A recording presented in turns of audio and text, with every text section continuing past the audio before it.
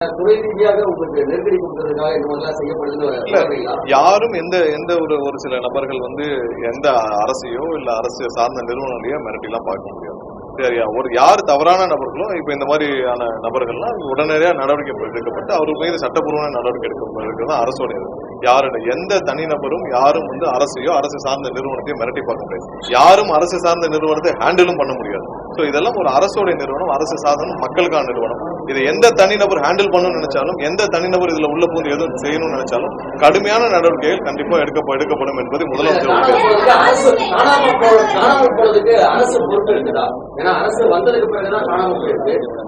யார் யார் எதனால் திருடப்பட்டுச்சு, கண்டிப்பா எதனால் திருடப்பட்டுச்சு, அந்த இன்டென்ஷன் என்ன, யார் யார் திருடினாலும் முழுமையான விசாரணை காவல்துறை முடக்கி விட்டுலாம். நிறைய பேர் வேற ஒரு ஊர்களில் போய் அரெஸ்ட் பண்ணிட்டு வந்திருக்காங்க. விசாரணை முடிந்த பிறகு அதை பத்தி தெளிவாக சொன்னால்தான் உச்சிதமாக. டாக்குமெண்ட் கண்டிப்பா திருடப்பட்டது, அதுல நிறைய ஹார்ட் டிஸ்கள் காணும்.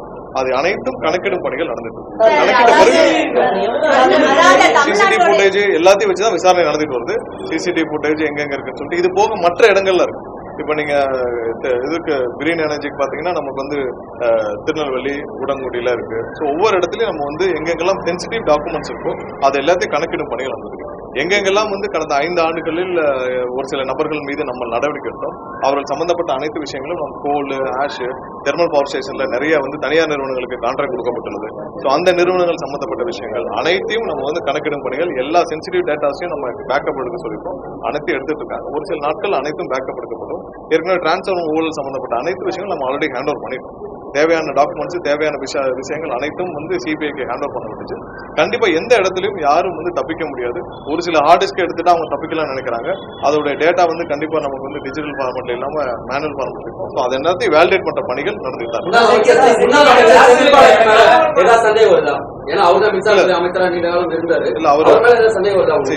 இதுல யார் யார் சம்பந்தப்பட்டிருக்கிறாங்க. ஏன்னா இது எல்லாத்தையும் பாத்தீங்கன்னா டிரான்ஸ்ஃபார்மர் ஊழல்ல அவர் செந்தில் பாலாஜி இந்த காலகட்டத்தில் தான் டிரான்ஸ்ஃபார்மர் ஊழல் இருந்துச்சு. அந்த நேரத்தில் தான் காசி என்ற நபர் எல்லாம் அங்கிருந்து ஆப்ரேட் பண்ணப்பட்டாங்க.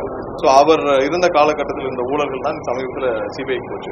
என்ன மாதிரியான மோட்டிவேஷன், என்ன இன்டென்ஷன்ல இதெல்லாம் திருடப்பட்டுச்சுன்னு நம்ம விசாரணை நடந்துருக்கு.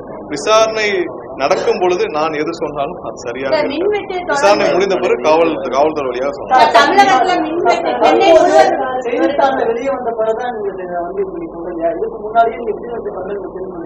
எல்லாம் அதாவது விஜிலன்ஸ், இபியோட விஜிலன்ஸ் துறை ரீதியான விசாரணை முடித்த பிறகு காவல்துறைக்கு கம்ப்ளைண்ட் பண்ணோம். அதுக்கு இடையிலே அனைத்தும் பேக்கப் எடுக்கும் பணிகள் அனைத்தும்